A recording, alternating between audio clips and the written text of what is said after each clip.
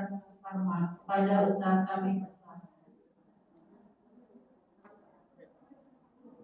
Assalamualaikum warahmatullahi wabarakatuh.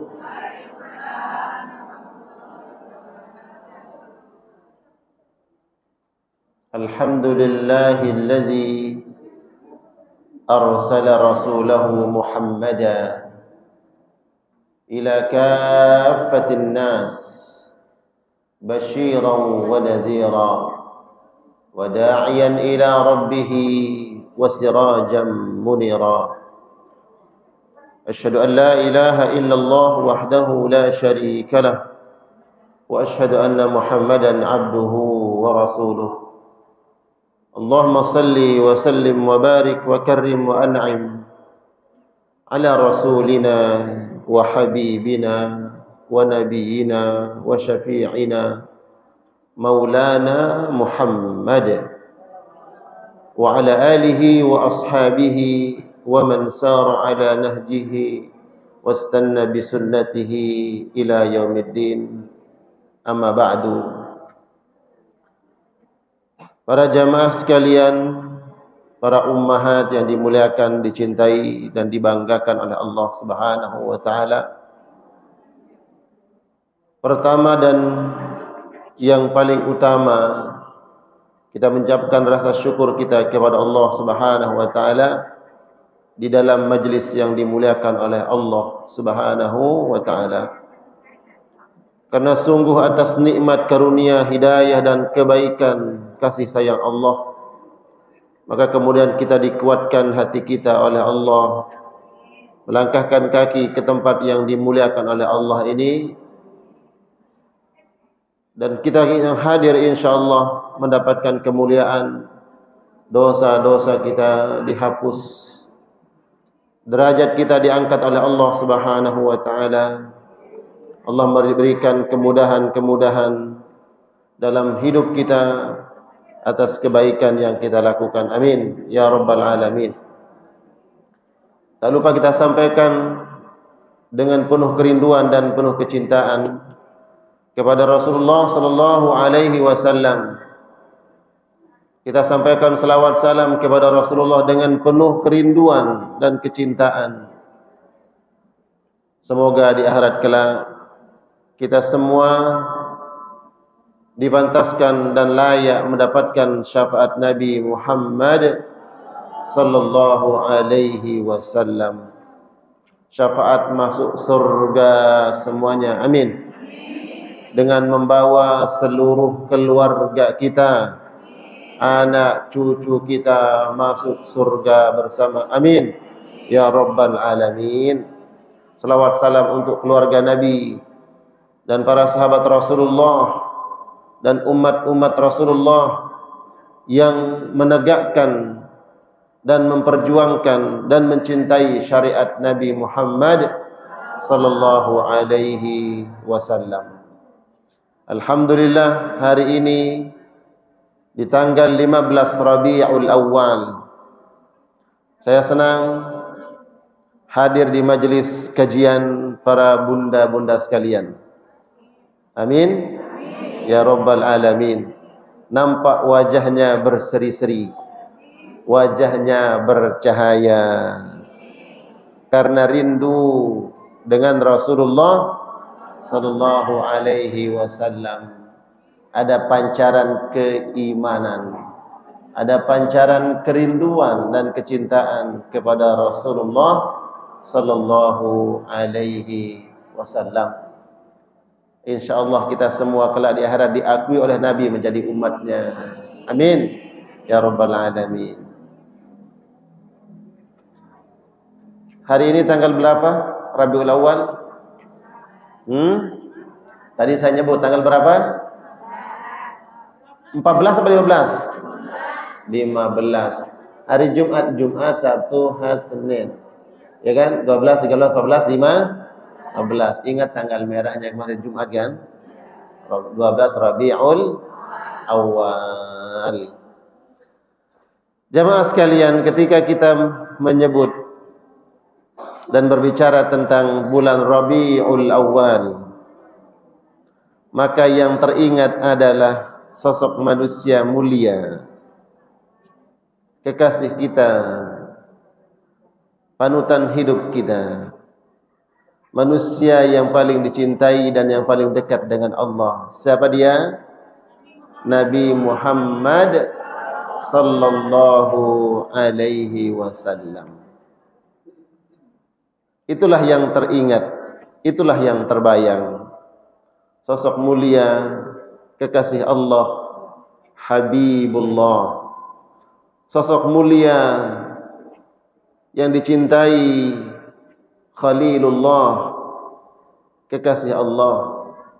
Abdullah, hamba Allah. Safwatullah, yang memiliki kedekatan dengan Allah Subhanahu wa ta'ala, yaitu Rasulullah sallallahu alaihi wasallam.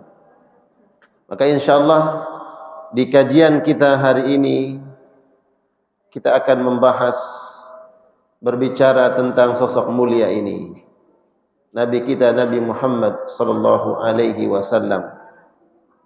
Moga-moga dengan itu semua insyaallah kita mendapatkan keberkahan dan semakin bertambah kecintaan kita kepada Rasulullah sallallahu alaihi wasallam. Siapa yang cinta kepada Rasulullah, angkat tangan. Semuanya angkat tangan. Cinta kepada Rasulullah sallallahu alaihi wasallam. Jangan begini.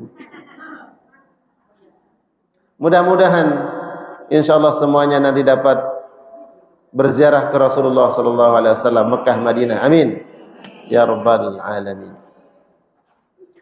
Nabi kita Nabi Muhammad sallallahu alaihi wasallam diberikan keistimewaan yang tidak diberikan oleh Allah kepada nabi-nabi yang lain. Nabi-nabi yang lain tidak diberikan keistimewaan oleh Allah akan keistimewaan yang diberikan kepada Nabi Muhammad, apalagi manusia biasa.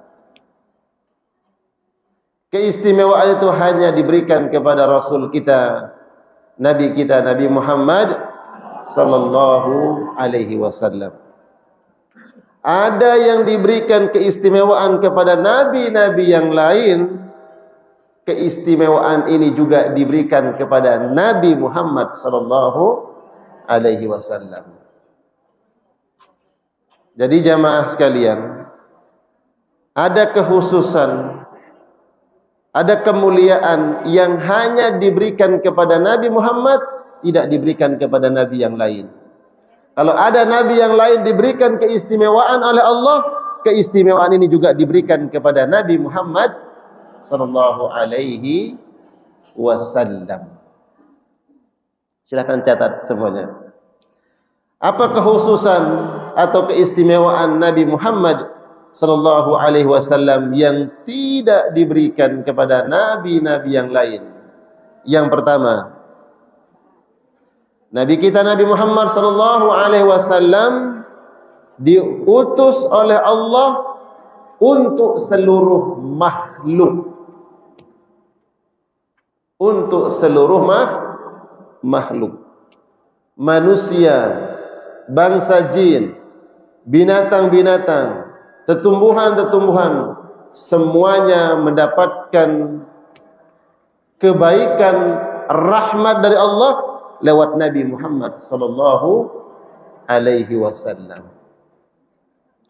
Adapun nabi-nabi yang lain diutus oleh Allah hanya untuk kaum tertentu, untuk bangsa tertentu, untuk etnis tertentu. Tapi kalau Nabi Muhammad untuk semua makhluk. Dalilnya mana Ustaz? Buka di dalam Al-Quranul Karim. Ketika Allah mengutus Nabi Nuh alaihi salam, beliau hanya diutus kepada kaum tertentu. Ketika Allah mengutus Nabi Saleh, beliau diutus hanya untuk etnis tertentu. Ketika Allah mengutus Nabi Hud, hanya untuk kaum tertentu. Berbeda dengan Nabi Muhammad sallallahu alaihi wasallam.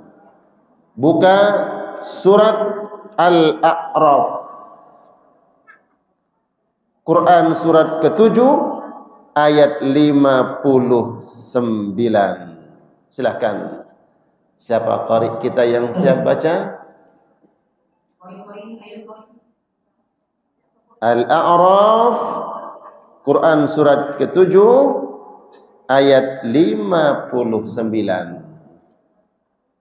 Langsung. Yang sudah ketemu googling langsung. Siapa yang lebih dulu ketemu langsung baca.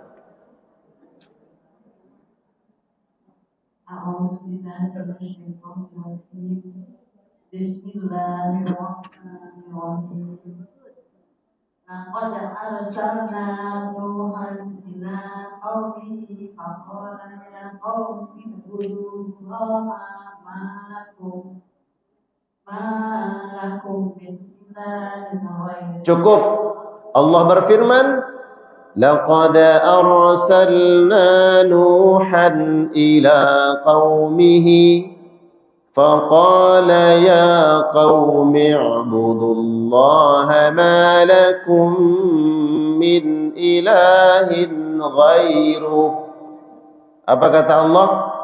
Dan sungguh kami telah mengutus Nabi Nuh ila qaumihi, khusus hanya untuk kaumnya saja, bukan untuk kaum yang lain, hanya untuk masyarakat Nabi Nuh saja. Allah katakan ila qaumihi, kepada kaumnya. Kaum Nabi Nuh di mana? Di Irak. Namanya Bani Rasib. Hanya itu yang didakwahi oleh Nabi Nuh alaihis salam. Nabi Nuh hanya untuk kaumnya. Di mana? Di Irak. Nama kaumnya apa? Bani Rasib. Udah. Buka surat Al-A'raf sama ayat 65. Al-A'raf 65. Kalau tadi 59, sekarang buka 65. Langsung baca. Wa ila al-adin aqahum huda qala ya qaumi ibudullaha ma lakum min ilahin ghairuh afala tattaqun. Wa ila 'adin akhahum huda qala ya qaumi ibudullaha ma lakum min ilahin ghairuh afala tattaqun. Dan kami utus kepada kaum Ad, kepada kaum Ad, hanya untuk kaum Ad saja, bukan kaum yang lain. Siapa yang diutus kepada kaum Ad? Akhahum Huda, yaitu dari saudara mereka, maksudnya masyarakatnya sendiri. Namanya Nabi Hud. Nabi Hud hanya diutus kepada kaum Ad saja, bukan kepada kaum yang lain, ya. Kaum Nabi Hud yaitu kaum Ad. Di mana tempatnya? Konon katanya para ulama mengatakan kaum Ad ini berada di antara negeri sekarang, negeri Amman. Tahu negeri Amman? Oman. Bukan Amman, Oman. Kalau Amman itu ibu kota Yordania. Ya. Negeri Oman, antara Oman dengan Hadramaut. Di situ dulu tempat kaum Ad. Perkampungannya di situ. Diutuslah nabi, namanya Nabi Hud. Tapi mereka ingkar kepada Nabi Hud, dikirim apa? Badai, puting beliung, angin campur pasir, binasa mereka. Itu kaum Nabi Hud. Baik, kemudian yang terakhir Nabi Saleh. Buka surat Al-A'raf ayat 73. Silakan baca. Wa ila Thamud. Al-A'raf 73. أعوذ بالله من الشيطان الرجيم وإلى ثمود أخاهم صالحا قال يا قوم اعبدوا الله ما لكم من إله غيره. Iya, cukup. Wa ila Thamud, dan kepada kaum Thamud. Hanya untuk kaum Thamud Allah utus seorang nabi, namanya Nabi Saleh. Jadi Nabi Saleh hanya diperuntukkan dan ditugaskan dakwah hanya untuk kepada kaum Thamud. Di mana tempatnya dulu? Konon para ahli sejarah mengatakan tempatnya di Jazirah Arab. Yang pernah datang ke Hijr atau Madain Saleh, pernah ada yang ke sana? Nah, disitulah dulu tempat kaum Tsamud. Diutus Nabi kepada mereka, namanya Nabi Saleh, hanya kaum tertentu. Nabi Saleh kaum tertentu, Nabi Hud kaum tertentu, Nabi Nuh kaum tertentu. Tapi ketika bicara tentang Nabi Muhammad, buka Al-Quran. Al-Quran surat Al-A'raf yang tadi ayat ke-7. Balik ayat ke-7, balik ke ayat ke-7.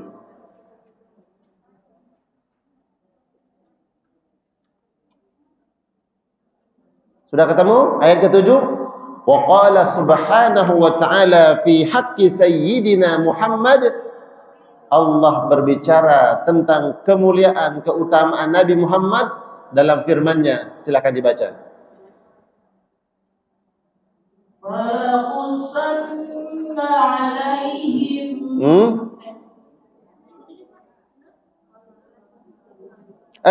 Quran surat ke-7 ayat 158.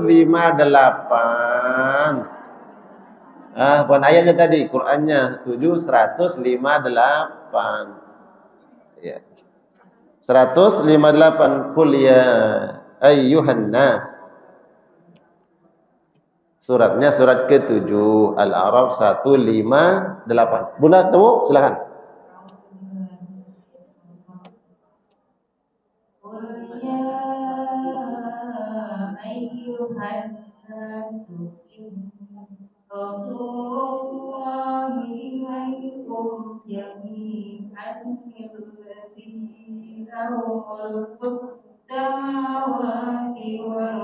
Cukup.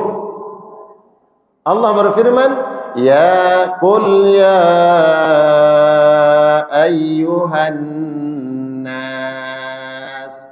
Katakanlah wahai Muhammad, ya ayyuhan nas, wahai seluruh manusia.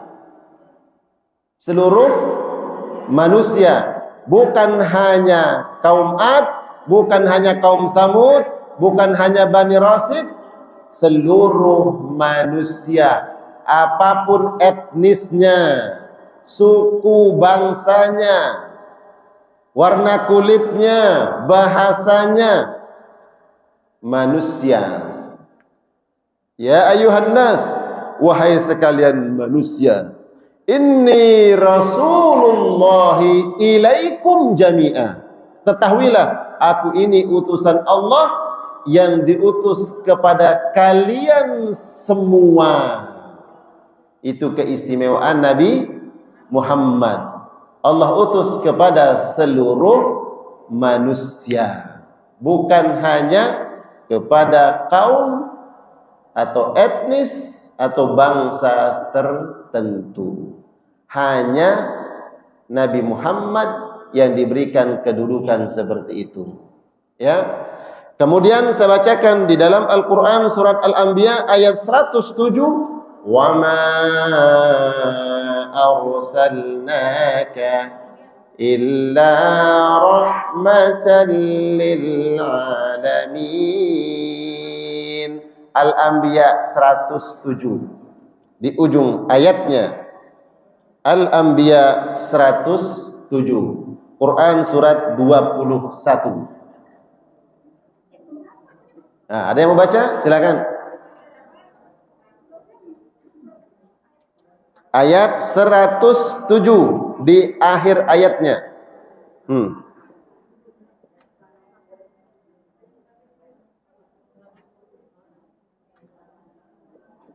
107 Al-Anbiya.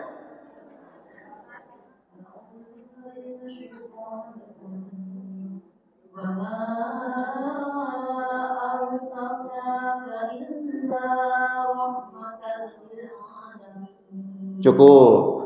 Wa ma arsalnaka, tidaklah kami mengutus engkau wahai Muhammad, illa rahmatan, melainkan untuk membawa kebaikan, membawa rahmat. Untuk siapa? Lil alamin, bagi semua makhluk Allah, bagi semua alam. Alam itu selain Allah disebut alam. Apapun selain Allah disebut alam. Malaikat alam, manusia alam, jin alam, binatang alam, pepohonan alam, semua selain Allah alam. Allah katakan tentang kemuliaan hak Nabi Muhammad, wa ma arsalnaka illa rahmatan lil alamin, dan tidaklah aku mengutusmu wahai Muhammad melainkan apa?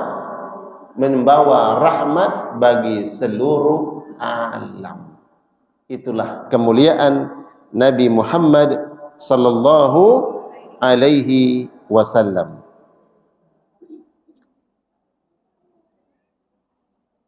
Sudah. Yang kedua, kemuliaan Nabi Muhammad sallallahu alaihi wasallam. Tadi yang pertama apa? Allah mengutus kepada seluruh alam.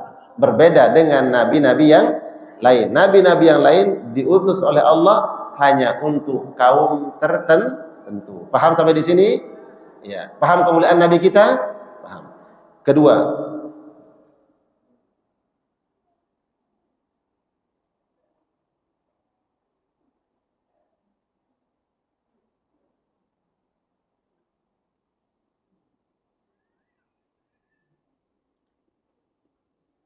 Nabi Muhammad sallallahu alaihi wasallam disebut oleh Allah, Allah memaafkan Nabi sebelum Allah menyebut apa kekhilafan Nabi. Paham? Allah menyebut kata maaf untuk Nabi Muhammad sebelum Allah menyebut apa penyebab kekhilafan Nabi. Beda kalau kita negor dulu kan, kenapa kamu begini? Kenapa kamu lakukan ini? Ini kesalahanmu. Kemudian baru, ya udah deh, saya maafkan. Biasanya kata maaf didahulukan atau dibelakangkan? Tuh. Tapi kalau Nabi Muhammad, Allah menyebut kata, wahai Muhammad, aku memaafkan engkau, baru Allah sebut kenapa. Buka Al-Quran,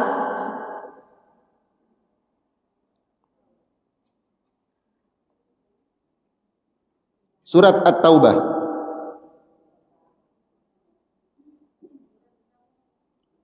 ayat 43. Surat ke berapa At-Taubah? Ke-9.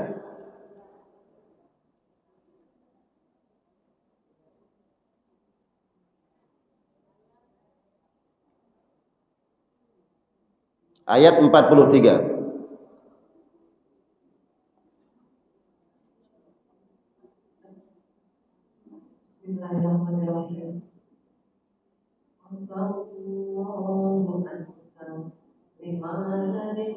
لهم حتى يتبين لك الذين صدقوا وتعلم الكاذبين. Surat apa itu? At-Taubah ayat berapa? 43. Allah katakan kepada Nabi Muhammad, afallahu anka lima adzinta lahum hatta yatabayyana lakal ladzina sadaqu wa ta'lamal kadzibin. Kok ada Allah? Afallahu anka, wahai Muhammad, Allah memaafkanmu. Kata Allah, aku memaafkan kamu wahai Muhammad. Emang kenapa? Lima adzinta lahum. Kenapa engkau izinkan mereka? Ini masalahnya dalam masalah apa? Jadi ceritanya di perang Tabuk. Catat, di perang Tabuk. Perang Tabuk terjadi pada tahun 9 Hijriah. Ini peperangan terbesar Nabi Muhammad SAW, dan perang akan melawan bangsa Romawi. Sudah keluar dari kota Madinah. Kalau selama ini kan peperangan di mana? Di Madinah. Orang kafir datang nyerang, datang ke Madinah. Perang Badar di Madinah, perang Uhud di Madinah, perang Ahzab di Madinah. Semua di Madinah. Nah, ini ada nanti karena Nabi udah kuat di Madinah, sedangkan orang-orang Romawi menentang Nabi, menentang dakwah Nabi. Nabi membawa pasukan. Ini perang terbesar di perang Tabuk. Di perang Tabuk ini Nabi SAW membawa pasukan sekitar 30.000.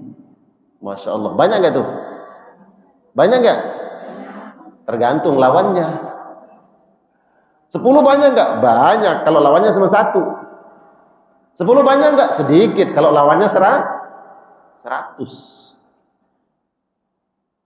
Nabi membawa 30.000 pasukan, tapi menghadapi pasukan Romawi 100.000. 1 banding berapa itu?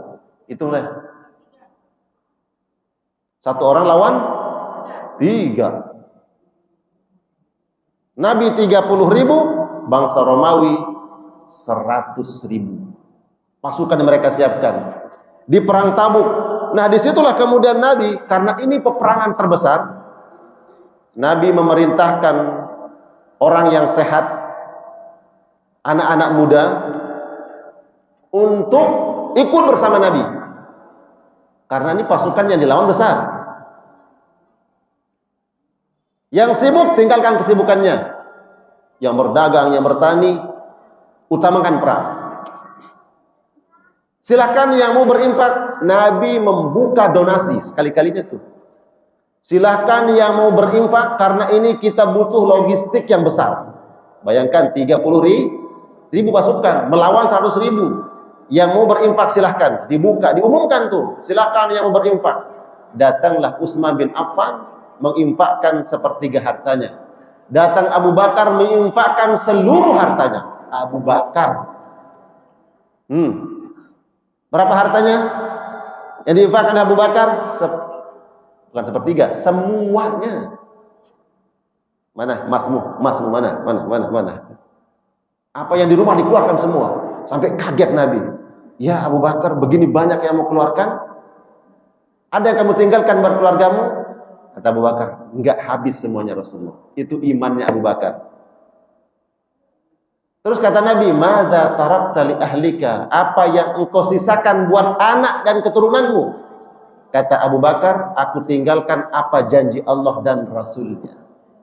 Itu imannya Abu Bakar. Jangan bandingkan dengan iman kita. Utsman 1/3 hartanya, tapi 1/3 harta Utsman ini lebih besar. Abu Bakar walaupun semua hartanya nggak bisa mengalahkan 1/3-nya Abu Utsman. Semua berinfak saat itu. Muncullah orang-orang munafikin. Orang-orang munafik. Yang dia mau ikut perang, tapi sebenarnya dia kan nggak dukung Nabi sebenarnya. Akhirnya cari-cari alasan gimana agar tidak ikut perang. Sehingga ada sahabat-sahabat yang lain karena kesibukannya, ada yang masih sibuk. Oh, ini kan belum berangkat, dia tak ke kebun dulu, saya mau panen dulu, panen. Ada sahabat namanya Ka'ab bin Malik. Ka'ab bin Malik ini sebenarnya dia sudah mempersiapkan dia ikut perang bersama Nabi. Tapi saat itu konon riwayatnya, kurmanya ini mau panen nih. Pertanyaan mau panen, kalau saya pergi siapa yang panen nih? Siapa yang urusin? Akhirnya beliau menyibukkan diri dengan itu, tapi sudah mau siap perang, ikut bersama Nabi, bahkan sudah persiapkan sesuatunya.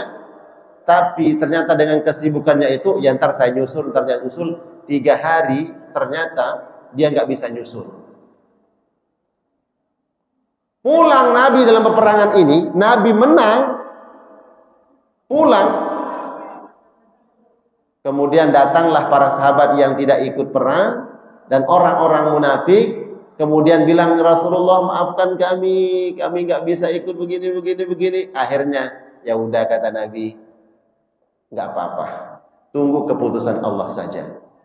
Nabi memberikan toleransi. Makanya Allah kemudian mengatakan, afallahu anka lima adzinta lahum. Wahai Muhammad, Allah memaafkan kamu. Kenapa kau berikan toleransi kepada mereka? Mestinya diapain? Dihukum. Karena udah ada perintah dari Nabi, ikut semuanya. Tapi ada yang pura-pura, aduh lagi sakit, aduh lagi sibuk, ini. Tapi karena kasih sayang Allah, kasih sayang Nabi ini, akhirnya udah nggak apa-apa. Tapi dalam pandangan Allah ini berat, nggak boleh dimaafkan. Afallahu anka, ya udah, Allah memaafkan kamu wahai Muhammad dalam memaafkan mereka. Kenapa kau berikan toleransi kepada mereka?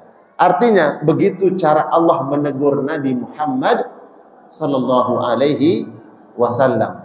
Allah nggak langsung menyebut, kenapa kamu izinkan mereka?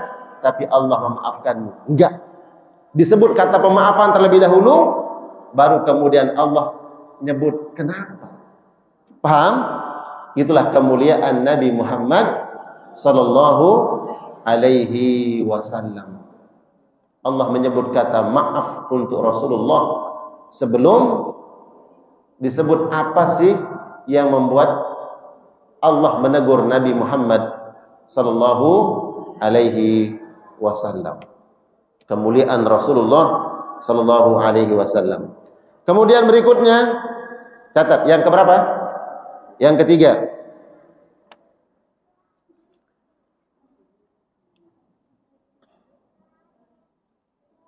Kemuliaan Nabi yang ketiga, bahwa jin dalam kurung qarin, tulis jin dalam kurung qarin yang mendampingi Nabi Muhammad telah masuk Islam. Telah masuk Islam.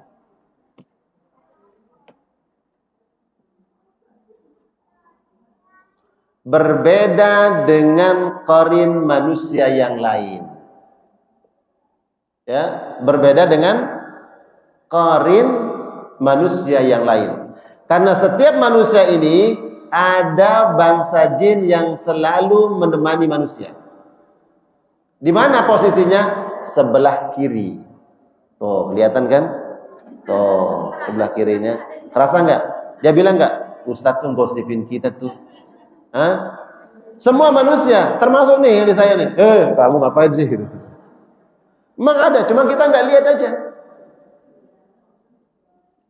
Sabda Nabi Muhammad SAW mengatakan, boleh ditulis terjemahnya, setiap manusia yang lahir ada qarin yang menemani dia dari bangsa jin. Itu hadis Nabi. Setiap manusia yang lahir ada qarin yang menemani dia dari bangsa jin.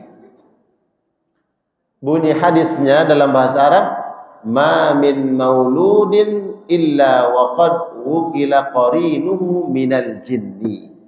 Setiap manusia yang lahir ada qarin yang menemani dia dari bangsa jin. Dan qarin ini dia membisikkan kepada yang buruk,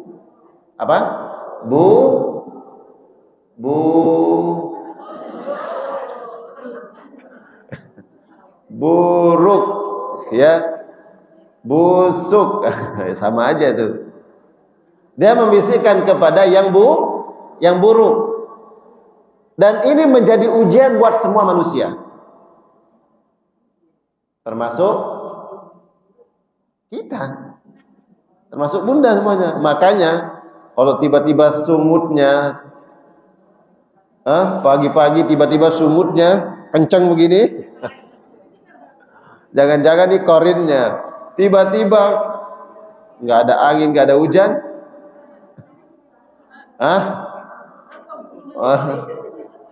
marah, kecewa, malah marah tak terkendali. Jangan-jangan ini korinnya yang ngipasin. Dikipas-kipasin sama korinnya.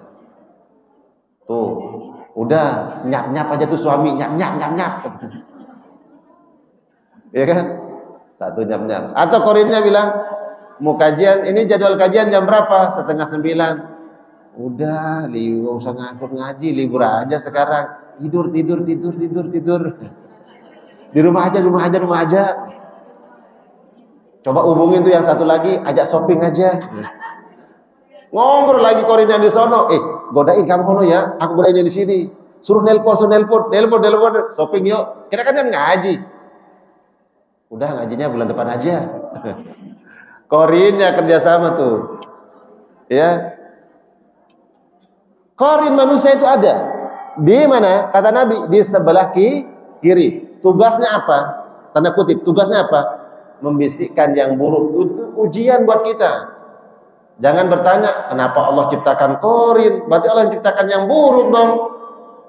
Nanti ujung-ujungnya, kenapa ada neraka? Enggak. Itu sebagai ujian. Sebagai ujian buat kita.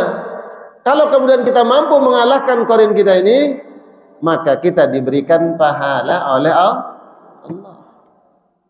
Itu. Jadi ini ada qarin bersama kita. Kecuali yang dibebaskan oleh Allah hanya Nabi Muhammad sallallahu alaihi wasallam. Dalilnya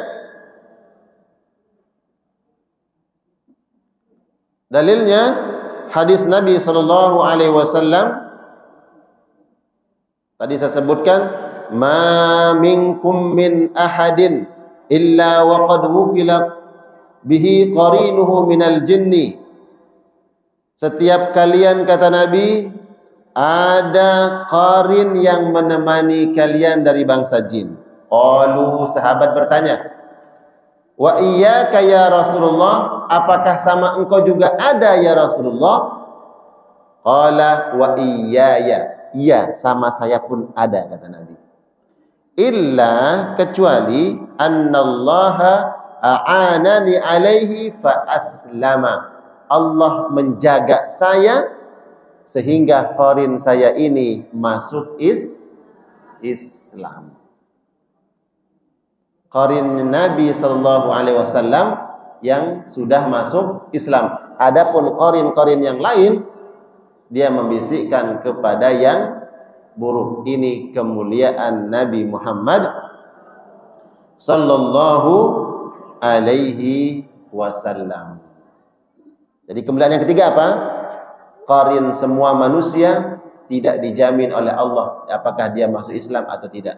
Tapi kalau qarinnya Nabi, dia masuk sehingga tidak membisikkan kepada yang buruk. Karena memang tugas qarin itu membisikkan yang buruk. Berarti qarin kita gimana? Mana nih qarinnya? Sebelah kiri. Ini qarinnya kurus atau gemuk nih? Ya. Ya. Jadi yang dijamin itu Nabi Muhammad. Tapi kita, Allahu a'lam, kita nggak dijamin oleh Allah. Ya, nggak dijamin. Pertanyaan muncul, apakah mungkin keadaan Korin kita ini akan baik? Tidak membisikkan kita kepada keburukan. Tugasnya memang bisik kepada kita yang harus mengalahkan. Biar dia nggak lebih kuat. Biar bisikannya itu nggak kuat. Gimana caranya? Amalkan sunnah Nabi. Gimana cara mengamalkan sunnah Nabi? Baca doa. Sebelum tidur baca apa? Baca apa? Baca status. Salah tuh. Iya, saya yakin nih sebelum tidur baca status nih. Jangan baca status. Baca doa. Tak mau cek statusnya apa tuh. Al-Ikhlas. Terus apa lagi? Al-Falaq. Apa lagi? An-Nas. Tambah dengan ayat kursi. Gimana cara mengamalkannya? Kata Ummul Mukminin Aisyah, tiup tangan. Baca tuh qul huwallah, Al-Falaq, An-Nas. Tambah dengan ayat kursi. Tiup tangan. Sedikit disertai dengan ludah. Percikan ludah. Jangan ke suami. Tangan kita bacakan Al-Ikhlas, Al-Falaq, An-Nas, ayat kursi. Sedikit kita menyemburkan ludah, usap dari wajah sampai ke dada, nyilang sampai ujung kaki, biar setannya tidak kuat godain kita. Ustaz, kalau suami kita setan gimana? Enggak, itu enggak setan.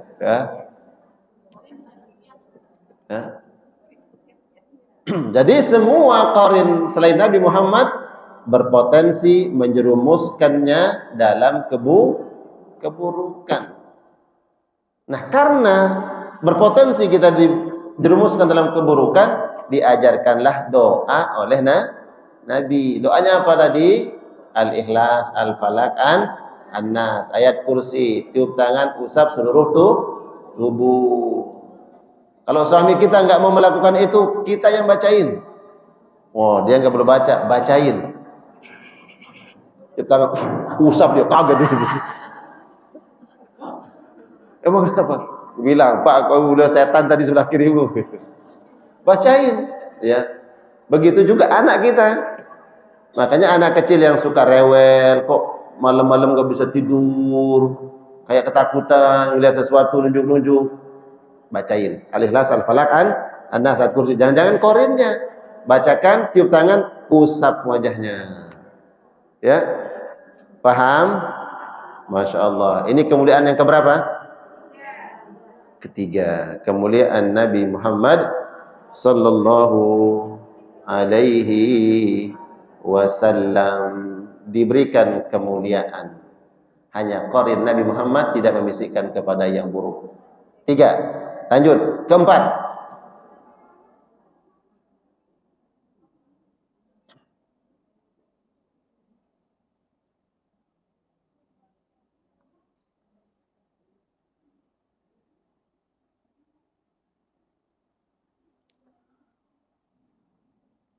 Keempat, Allah Subhanahu wa taala menyebut Rasulullah sallallahu alaihi wasallam dengan sebutan An-Nabi dan Ar-Rasul di dalam Al-Qur'an. Ya.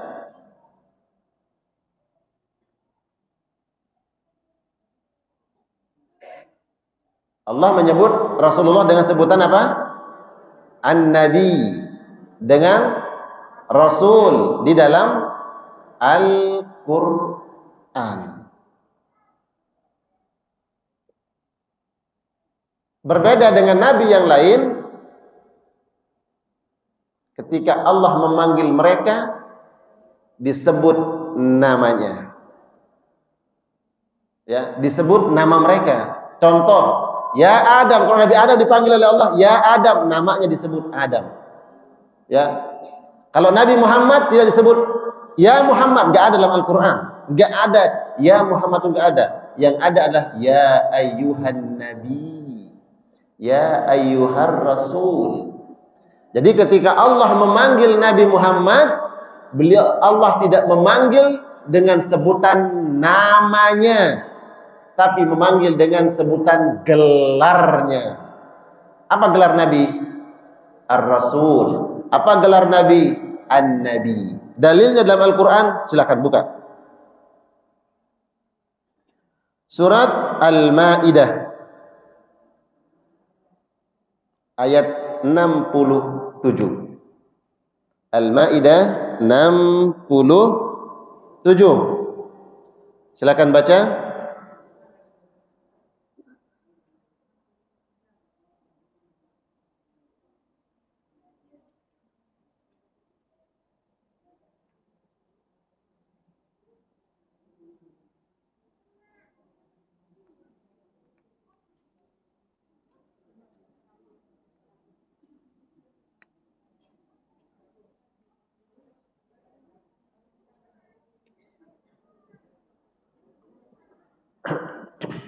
Sudah ketemu? Ya ayyuhar rasulu. Oke, nanti yang satunya, Bunda ini, Bunda, surat Al-Maidah ayat 67. Yang sebelah kiri buka surat Al-Anfal ayat 70. Nah, beda-beda nih. Ya, satu orang saja nanti disiapkan biar baca ya. Pertama Al-Maidah ayat 67. Silakan dibaca. Bismillahirrahmanirrahim. Ya ayyuhar rasul baligh ma unzila ilaika min rabbik. Cukup. Apa firman Allah ketika memanggil Nabi Muhammad? Allah tidak mengatakan ya Muhammad, tidak menyebut namanya, tapi disebut gelar dan kedudukan Nabi Muhammad sallallahu alaihi wasallam. Allah mengatakan ya ayyuhar rasulu balligh ma unzila ilaika min rabbik, wahai rasulku, kata Allah. Jadi ketika Allah memanggil Nabi Muhammad tidak menyebut namanya, tapi disebut gelar yang diberikan oleh Allah. Apa itu? Ar-Rasul. Ya ayyuhar rasul. Bon. Hei. Kira-kira kalau dipanggil sama suami, lebih senang dipanggil nama atau gelar atau sifat? Bukan, pasti. Contoh gini, wahai yang cantik, atau lebih, atau hai ayang, dibandingkan dengan nama bunda. Bunda namanya umpamanya namanya Bunda Vivit, suami bilang Vivit sini, Vivit. Kira-kira gimana perasaannya? Kalau suami bilang ayang sini ayang, beda nggak kira-kira? Ya kan? Lebih senang mana? Dipanggil nama atau dipanggil gelar? Gelar. Makanya Nabi SAW ketika memanggil Aisyah Ummul Mukminin, istri beliau, dia mengatakan ya Aisyah, ya Humairah. Apa arti Humairah?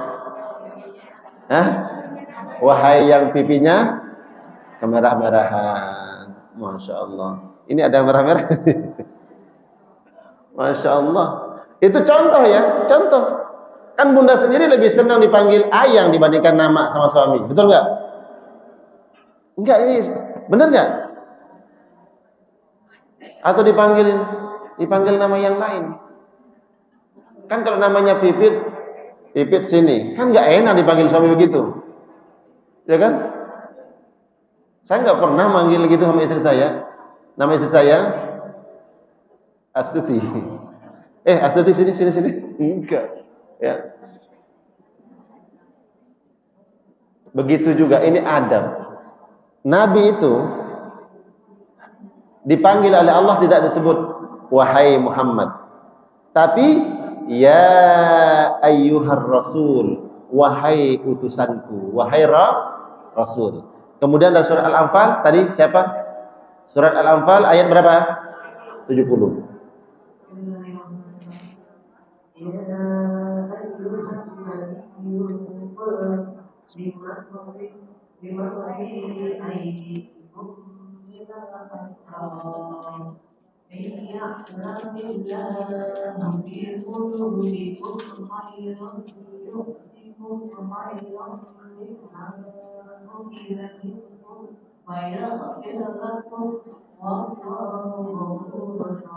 Masya Allah. Ya, apa kata Allah? Ya ayyuhan nabi, wahai nabiku. Tidak dipanggil dengan sebut nama. Wahai Muhammad, enggak. Ya ayyuhan nabi, pesan dari Allah. Jadi kalau kita memanggil orang yang memiliki kedudukan dalam hati kita, jangan panggil dengan sebutan namanya. Panggil dengan kesukaannya, dengan kesenangannya yang dia senangi. Ya. Ini Bunda kalau manggil suami manggilnya apa? Hah? Ayah. Tidak sebut nama kan? Enggak. Panggil dengan panggilan kesenangannya, kesukaannya. Sebagaimana Allah memanggil Nabi Muhammad tidak dengan menyebut nama. Ya ayyuhar rasul, ya ayyuhan nabi. Pesan. Ya. Di dalam surat apa tadi? Al-Anfal ayat 70. Ya ayyuhan nabi, wahai nabiku. Ya. Banyak di dalam Al-Quran. Ya ayyuhan nabi ittaqillah. Ya ayyuhan nabi hasbukallah. Ya ayyuhal muddathir. Masih ingat surah Al-Muddathir? Ya ayyuhal muddathir qum fa'anzir, wahai engkau yang sedang berselimut, wahai suamiku yang sedang tidur pulas. Ya. Jadi Allah tidak menyebut nama beliau. Kalaulah Allah menyebut nama Nabi Muhammad, bukan sedang memanggilnya, tapi sedang bercerita. Sedang bercerita. Wa ma Muhammadun illa rasul. Ketika Allah menceritakan kepada orang-orang beriman di dalam Al-Quran, Allah menyebut kata Muhammad bukan sedang memanggilnya, tapi sedang bercerita. Nabi Muhammad meninggal dunia. Wa ma Muhammadun illa rasul. Muhammad itu kata Allah tidak lain hanya seorang utusan. Afa immata, kalau dia mati, ya, atau dia terbunuh, apakah kalian akan berpaling kepada kekufuran? Nah, Allah menyebut kata Nabi Muhammad ketika bercerita, menceritakan siapa Nabi Muhammad itu. Wa ma Muhammadun illa rasul. Muhammad itu tidak lain hanya seorang utusan. Tapi ketika Allah memanggil Nabi Muhammad, tidak disebut namanya, tapi yang disebut adalah gelarnya. Ya, kedudukan Nabi Muhammad sallallahu alaihi wasallam. Nah, berbeda dengan nabi yang lain. Kalau nabi yang lain dipanggil oleh Allah, langsung disebut namanya. Namanya disebut oleh Allah. Contoh Al-A'raf ayat 19. Ayo. Surat Al-A'raf. Silakan googling Al-A'raf 19.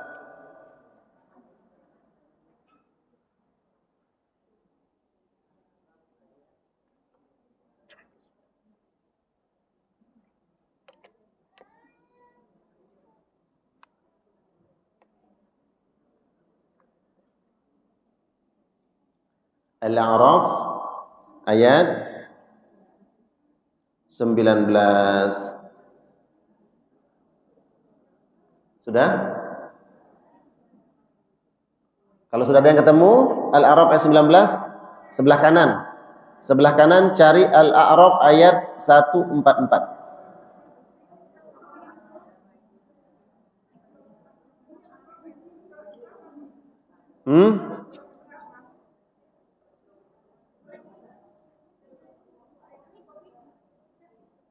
Oke. Sudah ketemu? Ya. Ya.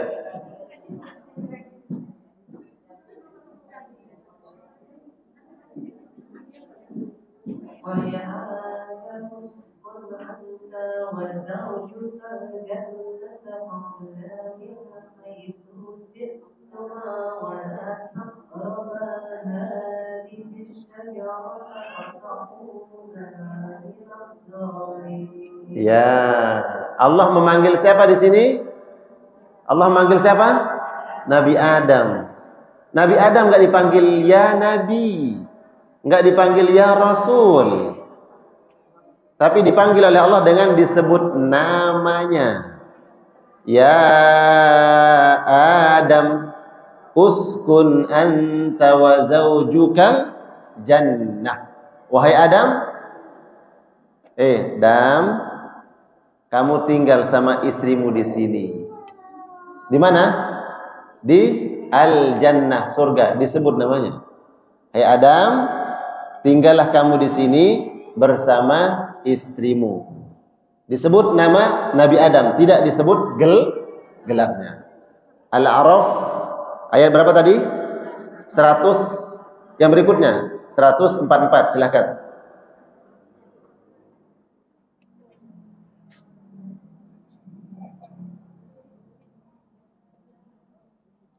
Seratus empat Al-A'raf.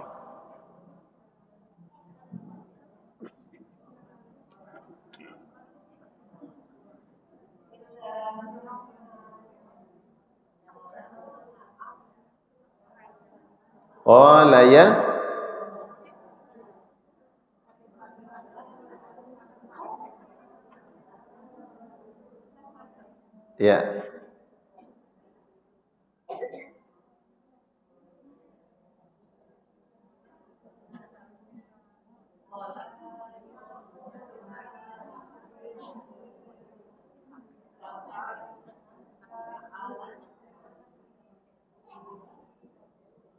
salati. Ya, cukup sampai di situ. Ya. Di sini Allah memanggil Nabi siapa? Al-A'raf 144. Qala, Allah memanggil, Allah berfirman, ya Musa, wahai Musa. Disebut namanya, ya.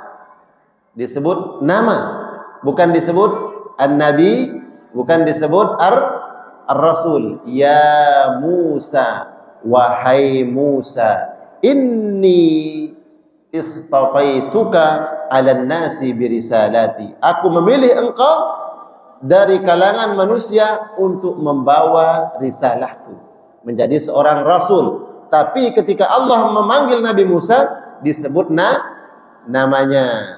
Beda dengan Nabi Muhammad. Kalau Nabi Muhammad, ya ayyuhar rasul, ya ayyuhan nabi. Ketika Allah memanggil Nabi Isa, tidak disebut rasul. Wa idz qala Allahu ya Isa. Ketika Allah berfirman, wahai Isa ibn Maryam, a anta qulta linnas. Ketika Allah memanggil Nabi Isa, yang dipanggil adalah dengan sebutan namanya, ya, bukan disebut nabi, bukan disebut rasul. Ketika Allah memanggil Nabi Nuh, tidak disebut nabi, tidak disebut rasul. Qila ya Nuh bi salamin minna. Wahai Nuh, mendaratlah di sini. Ketika Nabi Nuh membawa perahu yang menyelamatkan kaumnya dari badai, dari banjir besar, Allah katakan wahai Nuh. Tidak dipanggil dengan panggilan Nabi, tidak disebut panggilan Rasul, disebut namanya. Jadi ketika Allah memanggil Nabi Nuh, disebut namanya. Ketika disebut Nabi Nuh, Nabi Isa, disebut namanya. Ketika disebut Nabi Musa, disebut nama. Adam disebut nama. Tapi ketika memanggil Nabi Muhammad, apakah disebut namanya? Tidak. Apa yang disebut? Gelarnya, kedudukannya. Ya ayyuhan nabi, ya ayyuhar rasul. Paham? Itulah kemuliaan Nabi Muhammad sallallahu alaihi wasallam. Ini ngeliat-liat jam ini udah habis waktunya? Sampai jam berapa? Jam 11. Berarti 5 menit lagi baru tanya jawab. 5 menit lagi. Kemuliaan yang terakhir Nabi Muhammad sallallahu alaihi wasallam. Walaupun ini bukan terakhir, masih banyak. Ya. Kecuali kalau kita bahas sampai jam 2 baru nih. Ya, kemuliaan berikutnya Nabi Muhammad sallallahu alaihi wasallam, jari jemari beliau mengeluarkan susu. Emang iya? Iya. Dari jari jemari Nabi Muhammad sallallahu alaihi wasallam. Tadi di awal saya menyebutkan ada keistimewaan yang hanya diberikan kepada Nabi, tidak diberikan kepada Nabi yang lain.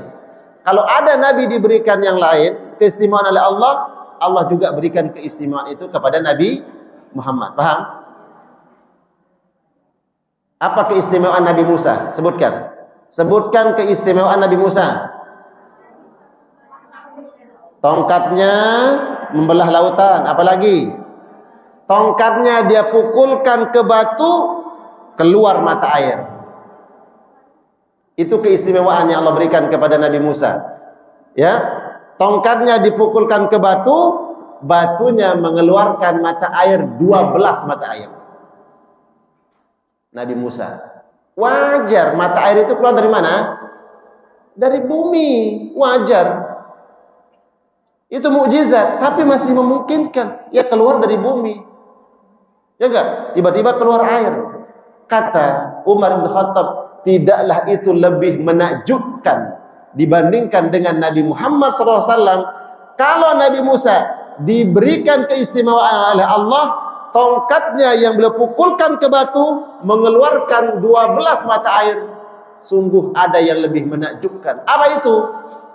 Nabi Muhammad SAW dari jari jemari beliau mengeluarkan susu.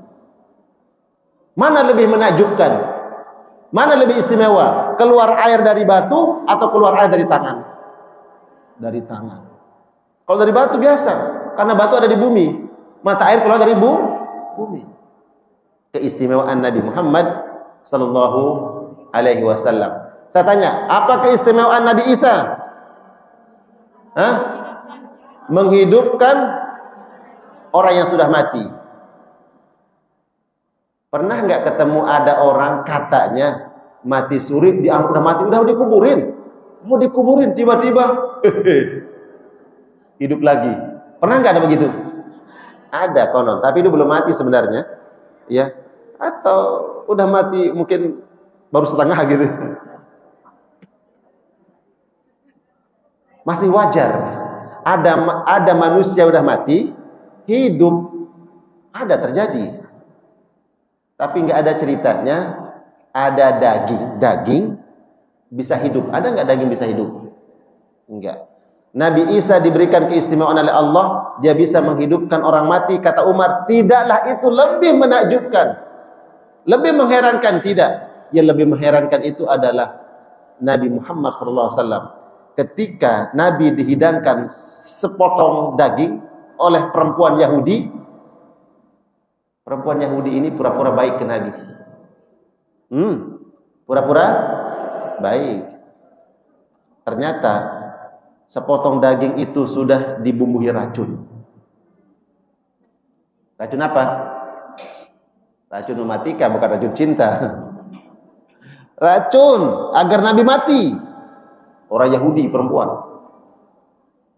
Kemudian ketika Nabi dihidangkan itu, ketika Nabi akan mengambil sepotong daging itu, daging ini bicara.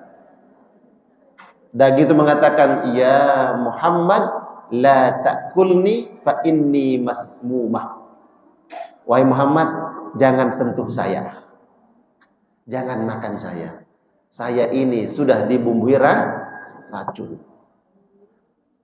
Kalau Nabi Isa bisa menghidupkan orang yang sudah mati, kata Umar, tidaklah itu lebih menakjubkan. Ini ada daging bisa ngomong, bisa bicara, menyampaikan kepada Nabi Muhammad sallallahu alaihi wasallam dengan mengatakan, ya Muhammad, jangan sentuh saya, jangan makan saya, karena saya sudah dibumbui racun. Selamat Nabi Muhammad sallallahu alaihi wasallam. Masih banyak lagi keistimewaan Nabi sallallahu alaihi wasallam. Terakhir, ada lagi saya sebutkan terakhir. Kalau seseorang itu punya hati, kita ini punya hati, betul nggak? Biasanya hati ini tempat berkumpulnya apa? Ada kerinduan, ada kecintaan, ada kesenangan, ada ketakutan, ada kekhawatiran, macam-macam ada di hati. Ya. Pernah nggak Bunda membelah pohon, kemudian di dalam pohon itu ada hatinya? Ada nggak? Nggak ada. Pohon ada hatinya nggak? Nggak ada hatinya. Kecuali pohon pisang ada hatinya. Bayangkan, ini ada pohon kurma, Nabi SAW di awal-awal Islam, dia berdakwah di Madinah, kemudian di Masjid Nabawi, kalau berkhutbah, beliau berdiri di atas pohon kurma. Jadi ada pohon kurma yang dipotong oleh sahabat, diletakkan di situ, disitulah Nabi berdiri, biar dilihat oleh para sahabat. Nabi berdiri. Lama, semakin banyak jamaah, kemudian ada bilang, tolong dong buatkan Nabi mimbar, biar lebih tinggi, kami ini perempuan di belakang bisa melihat Nabi. Dibuatkanlah Nabi mimbar. Di kali pertama Nabi tidak menggunakan pohon ini, naik ke atas mimbar, tiba-tiba para sahabat kaget. Siapa yang nangis? Tengok. Ya, yang ini nengok kanan, ini nengok kiri, mana? Siapa yang nangis? Kok nggak ada yang nangis? Nabi turun, tiba-tiba Nabi turun dari mimbarnya, kemudian memegang tadi. Apa? Memegang pohon korma tadi dan mengatakan, berhentilah menangis. Kamu akan bersama saya nanti di surga. Allahumma salli ala sayyidina wa maulana Muhammad. Padahal pohon korma ini tidak memiliki hati, tapi dia memiliki kecintaan kepada Nabi Muhammad sallallahu alaihi wasallam.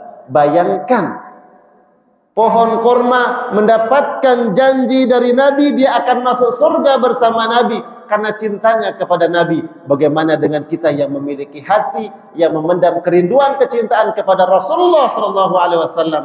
Semoga kelak kita masuk surga bertemu dengan Nabi Muhammad sallallahu alaihi wasallam. Amin.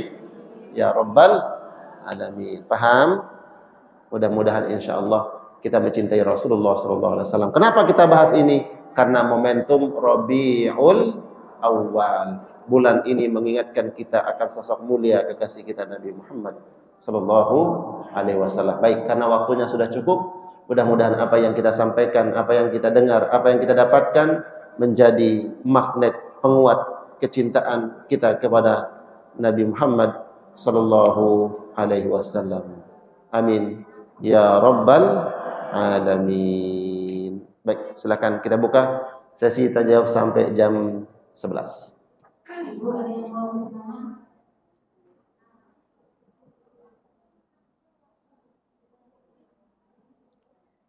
Bismillahirrahmanirrahim. Assalamualaikum warahmatullahi wabarakatuh. Waalaikumsalam warahmatullahi wabarakatuh. Silakan Ustaz. Ustaz, kenapa di saat kita membaca Mahalul Qiyam itu kita berhenti? Membaca Mahalul Qiyam.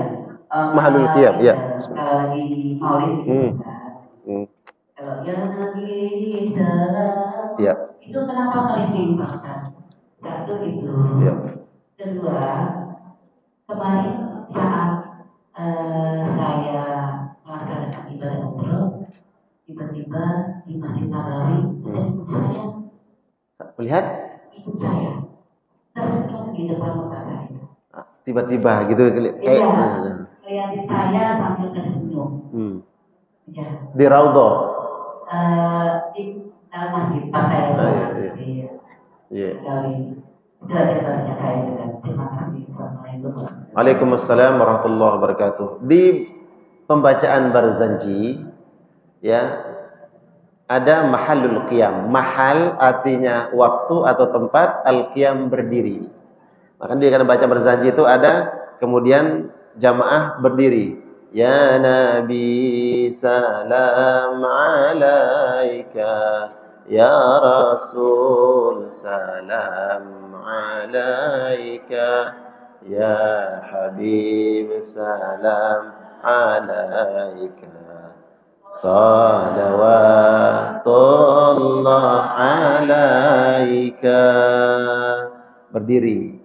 Di antara bentuk memuliakan, menghormati dan mengekspresikan kecintaan kita adalah dengan berdiri.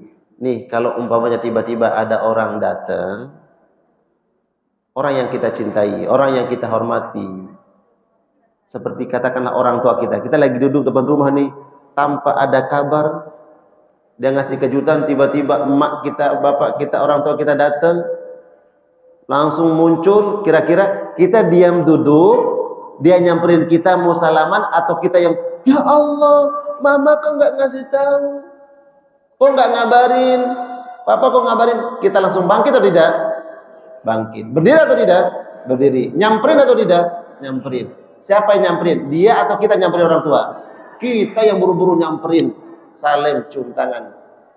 Itulah karena kita memuliakan, kita mencintai, kan mengagungkan. Makanya mahallul qiyam itu bentuk mengekspresikan kecintaan kita kepada Rasulullah sallallahu alaihi wasallam. Ada ungkapan yang mengatakan bahwa ketika mahallul qiyam itu Nabi sallallahu alaihi wasallam sesungguhnya tahu umat-umatnya yang membaca selawat kepada Nabi. Paham? Kata Nabi, siapa orang yang membaca satu kali selawat, ya Nabi salam alaika, ya Rasul salam alaika, itu kan selawat salam kepada Nabi. Barang siapa yang membaca selawat kepada Nabi, membaca salam kepada Nabi, Allah berikan Nabi SAW menjawab salam umatnya.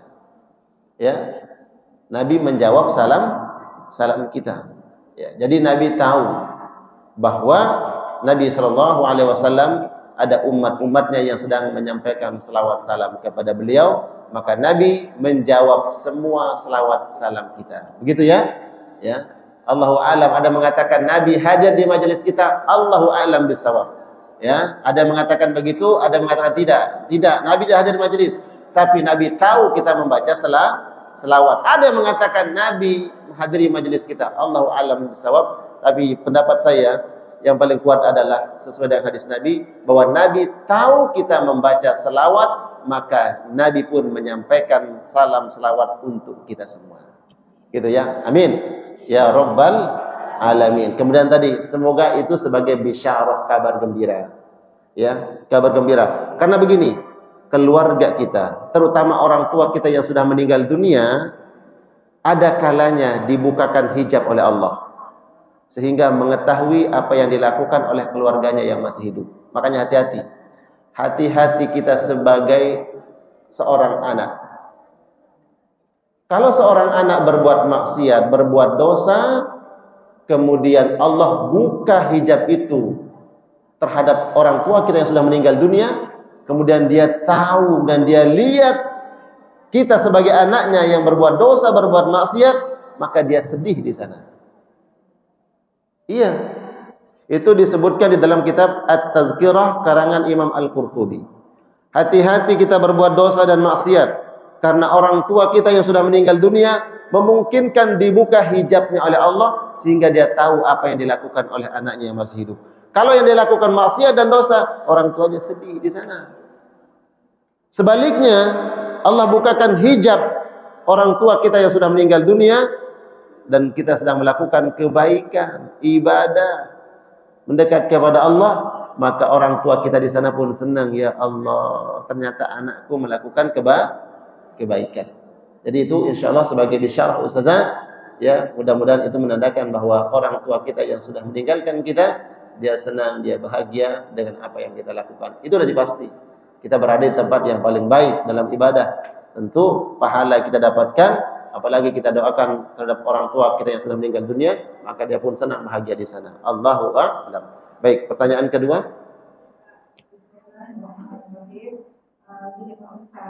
Kalau kita mengerjakan sholat, kadang-kadang itu ada lupa rakaat. Itu ada nggak amalan sebelum sholat supaya kita tuh bisa nggak lupa akhir sholat. Kedua ini untuk anak yang malas sholat, ada nggak misalnya doa kita khusus buat anak kita yang malas sekali sholat. Itu yang ketiga, satu lagi. Untuk orang tua kita yang udah uzur gitu, jadi kita umur 80 lebih lah gitu ya Pak Ustaz. Jadi kan udah pikun. Waktu sholat-sholatnya itu kadang suka lupa, nggak kerjakan gitu. Ada nggak kerusakan? Ya, barakallah. Pertanyaan pertama, lupa sifat yang melekat pada manusia, ya. Al-khata' wan nisyan. Al-insan mahalul khata' wan nisyan. Manusia ini memang sudah didesain oleh Allah, diciptakan berpotensi berbuat salah dan lupa. Tapi kalau salah melulu, nah ini bukan manusia normal. Tapi kalau lupa melulu, berarti bukan normal. Kadang-kadang salah, kadang-kadang lupa. Nah, Ustaz kami sering lupa. Jangan-jangan memang ini ada pengaruh bisikan setan. Bagaimana cara mengatasinya? Sebelum sholat, maka lakukan wudhu dengan baik. Jangan sembarang wudhunya. Jaga wudhu ini dengan baik. Sudah? Setelah wudhu dengan baik, baca doa perlindungan. Doa perlindungan agar kita terbebas dari gangguan setan. Boleh baca Al-Ikhlas, Al-Falaq, An-Nas. Karena di situ ada pesan dalam surat ini agar Allah jaga kita dari bisikan alladzi waswisu fi sudurin nas. Baca itu. Atau kita cuma baca a'udzubillahi minasyaitonir rajim, minta perlindungan kepada Allah. Atau a'udzubika min hamazatis syayatin wa a'udzubika rabbi ayyahdurun. Itu ada. Jadi intinya minta perlindungan kepada Allah untuk kita. Nah, setelah kita lakukan itu, maka salatlah dengan meminta pertolongan kepada Allah. Salat itu bukan langsung enggak khusyuk. Ketika mulai salat, mintalah kepada Allah agar kita bisa melaksanakan salat dengan sebaik-baiknya. Karena sekecil apapun kebaikan yang kita lakukan itu atas pertolongan Allah. Kita enggak bisa khusyuk kalau bukan karena pertolongan Allah. Kemudian setelah salat, walaupun sudah selesai salat kita, jangan lupa untuk membaca zikir. Karena zikir kita ini nanti yang menguatkan sholat berikutnya. Jadi wirid kita setelah sholat, zikir kita setelah sholat itu, ini yang menguatkan nanti sholat berikutnya. Kan sudah selesai sholatnya. Iya, sholat zuhur ini sudah selesai. Tapi kita mau sholat asar. Maka jangan lupa setelah sholat zuhur itu, baca wirid, baca doa yang maksud dari Nabi, agar sholat asarnya nanti dijaga oleh Allah. Kemudian pertanyaan yang kedua, bagaimana dengan anak kita yang sulit untuk melaksanakan ibadah sholat? Apa doa terbaik? Baca doanya Nabi Ibrahim. Rabbi habli minas salihin. Rabbi ij'alni muqimas shalah wa min dzurriyyati. Doakan agar kita ini menjaga ibadah sholat kita dan menjaga anak-anak kita menjaga ibadah sholat. Jadi doa yang paling umum adalah doanya Nabi Ibrahim. Rabbi habli minas salihin, Rabbi habli minas salihin, Rabbi habli. Sebut. Iya, harus, karena bunda kan nggak nyebut anak orang kan? Ya, niatkan. Rabbi habli. Ya, nggak usah nyebut-nyebut, dalam hati aja. Rabbi, nanti Farhan denger lagi kan? Rabbi habli minas salihin. Innamal a'malu binniyat di sini. Ya Allah, Rabbi habli minas salihin. Ya Allah, anugerahkan aku keturunan yang saleh ya Allah. Sebut anak ini. Ya Allah, jadikan anakku anak yang saleh. Itu doa terbaik. Banyak doa yang lain, tapi doa Nabi itu belum baik. Ya, baca doanya Nabi Ibrahim. Rabbi habli minas salihin. Dalam setiap doa, sertakan anak kita. Kemudian yang terakhir, orang tua kita yang sudah pikun. Apakah kita berdosa atau tidak? Kalau dia pikun, dia nggak berdosa, kita nggak berdosa. Kan pertanyaannya pikun kan? Kalau udah pikun, rufi al-qalam. Dia nggak berdosa, kita juga nggak berdosa. Kita nggak berdosa. Mama udah makan belum? Dia bilang, aku kok belum makan ya? Makan baru sudah makan. Mana? Kamu belum ngasih saya makan? Padahal baru 2 menit lalu kasih makan. Ini kan pikun ya? Maka orang seperti ini nggak berdosa dia. Dia seandainya nggak sholat pun, dia udah nggak berdosa karena pikun. Yang dibebankan untuk ibadah itu orang yang masih waras, yang masih sehat akalnya. Usia sudah ada 80 tahun kemudian diserang kepikunan, berarti rufi al-qalam. Jadi ingat ya, kalau udah pikun. Tapi kalau sakit tapi belum pikun masih sadar, tetap dia harus sholat dengan semampunya. Paham ya? Jadi kalau udah batas pikun berarti dia nggak berdosa, keluarganya juga tidak berdosa. Tanda-tanda kepikunan, tanyakan ke ahlinya. Dokter, dok, ibu saya udah begini-begini. Oh, itu tanda-tanda kepikunan, udah pikun. Berarti rufi al-qalam, nggak berdosa dia. Saya mau sholat, dia sholat lah. Sholat apa? Sholat zuhur, ternyata 8 rakaat. Sholat subuh 4 rakaat, berarti dah kepikunan. Itu nggak masalah, biarin aja. Mama tadi 8 rakaat loh. Enggak, 4 rakaat. Ya udah, biarkan semaunya dia. Gitu ya. Ya, gitu ya. Ya. Ya. Tapi belum pikun. Ya. Udah. Kemudian separuh lupa. Kemudian saya batalkan pindah ke yang lain yang saya hafal. Itu dosa. Enggak sama sekali. Jangankan orang yang uzur, saya umpamanya nih, atau dia masih sehat, mana masih sehat? Dia lupa, umpamanya, alam tara kaifa fa'ala rabbuka bi ashabil fil, la a'budu ma ta'budun. Kok nyampur? Al-fil kok jadi al-kafirun umpamanya, nggak tahu, itu mungkin lagi mikirin suami kok udah 3 hari nggak pulang. Kemana nih? Mungkin mikirin itu, akhirnya lupa. Akhirnya dia pindah ke surat apa? Yang pendek aja lah. Inna a'tainakal fasalli li rabbika wan inna syani'aka huwal. Nggak apa-apa. Memang begitu aturannya. Yang sehat pun begitu aturannya, apalagi yang sudah mau pikun. Tapi kayaknya bundanya belum pikun, baru 60 ya. 82. Kok bisa kayak 60 ya? Semangatnya. Iya, barakallah. Gitu ya. Jadi nggak berdosa sama sekali. Makanya imam pun kalau lagi lupa nih blank, bacanya udah la a'budu muter-muter. Abudu, udah pindah aja yang pendek. Ya, pindah. Qul huwallahu ahad. Udah gitu. Ya. Ya udah qul huwallahu aja. Kalau qul huwallahnya lupa, enggak kok lam yalid. Ya. Dia lupa, udah langsung ruku. Enggak usah dipaksain. Ya. Jadi kalau udah lupa langsung ruku aja. Enggak usah muter-muter kemana. Udah sono, mari. Ruku aja langsung. Ya, walaupun nggak baca ayat tetap sah. Karena membaca ayat itu dalam fikih hukumnya sunnah. Dalam mazhab Syafi'i hukumnya sunnah abad. Ya. Gitu ya. Masya Allah.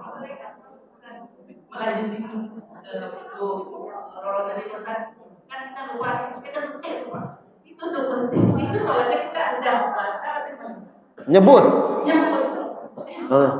Lupa. Ngapain juga nyebut lupa? Iya. Jadi karena lupa itu bukan bagian dari kalimat sholat, maka ulama mengatakan batal. Sama seperti ini. Lagi sholat jadi imam, kemudian lupa, ditegur dari belakang.